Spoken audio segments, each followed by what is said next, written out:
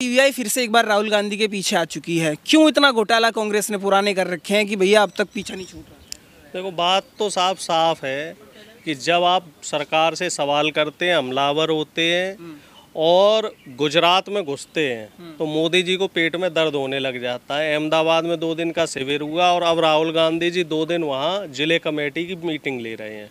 और ऐसा तकरीबन 10-15 साल बाद हुआ है कि राहुल गांधी जी पर्सनल लेवल पे ब्लॉक लेवल तक की मीटिंगें ले रहे हैं।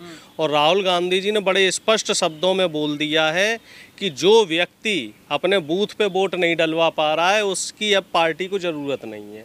तो मोदी जी का सिंहासन फिर से हिलने लग गया। जैसे पुराने ज़माने की बात होती थी ना कि इंद्र का सिंहासन हिलने लगता था और इंद्र फिर को चक्कर कर कर किसी ना किसी देवता को भेजता था कि जाओ भैया इसको मार के आओ, इसको कहीं किसी अप्सरा को भेज दिया कि जाओ उसका मोह भंग और वो तपस्या भंग करके आओ। तो उसी तरीके से मोदी जी के पास इस समय जो कहते हैं ना वो अय्यार, तो अय्यार के नाम पे अप्सराएं अय्यार जो भी है मोह भंग तपस्या भंग करने के लिए वो है जी। एक तो सीबीआई है, ईडी है और तमाम जांच एजेंसियां।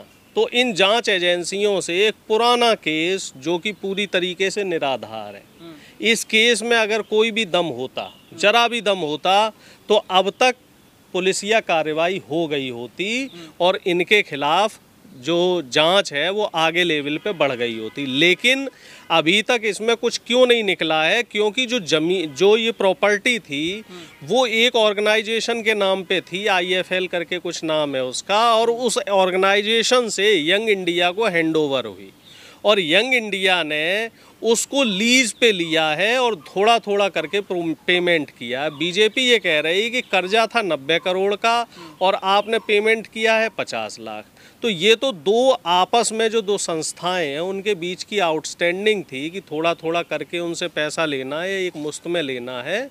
और ऐसा कोई जो दीवानी का केस है वो इसमें खास केस बन ही नहीं रहा है, क्योंकि चीज़ें कोई एक व्यक्ति विशेष पे नहीं गई हैं, एक NGO से दूसरे NGO में ट्रांसफ़र हुई हैं। वहीं राहुल गांधी ने एक और बात बोली है, हमारी सरकार आएगी तो ऐसी कार्रवाई करेंगे। ऐसी मतलब कैसी? चेता रहे हैं, धमका रहे हैं, क्या है मतलब? राहुल गांधी जी स्पष्ट शब्दों में कह रहे हैं कि जिस तरीके से आप बदले की भावना के तहत विपक्ष को परेशान करना चाह रहे हैं, भैया कोई प्रूफ हो किसी भी केस में, किसी केस में कोई साक्ष्य हो, गवाह हो, तो समझ में आता है कि हाँ भाई कोई अपराधी है और उसके खिलाफ कार्रवाई की जा रही है। ईडी के अगर आंकड़े देखो तो 2% से भी कम है।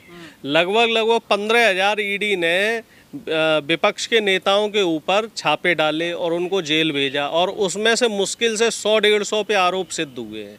तो आप एक अंदाज़ा लगा लीजिए कि कितने बड़े पैमाने पे सरकार कुचक्र रच रही है, कितने बड़े पैमाने पे सरकार विपक्ष को परेशान कर रही है। अब बिहार में भी चुनाव है तो अब देखना कि बिहार के भी कुछ नेताओं को ईडी और सीबीआई के छापे पड़ेंगे, सम्मन जाएंगे, उनके खिलाफ भी जांचें होंगी और ये जांच का सिलसिला तब तक चलता रहेगा जब तक बिहार चुनाव नहीं आ जाता। एक एंगल और है कि राहुल गांधी भी बिहार गए थे जब बेरोजगारों की यात्रा निकाली। आप सरकार से सवाल करोगे, सरकार आप पे हमलावर होगी।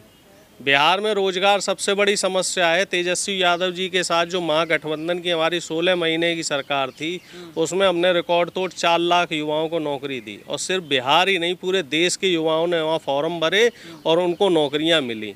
अब जब से दोबारा नीतीश बाबू जी पलटी मार के बीजेपी की गोद में चले गए हैं, अब वहाँ जो नौकरी देने का सिलसिला था वहीं के वहीं रुक गया। भ्रष्टाचार देखा जाए तो वो भी चरम पे, तमाम पुल के पुल गिरे जा रहे हैं। अभी एक वीडियो वायरल हो रहा था उसमें बता रहे हैं कि 500 करोड़ की लागत से एक बना पुल और 6 महीने उसे नहीं हुए हैं और उस पुल में दरारें पड़ना शुरू हो गई।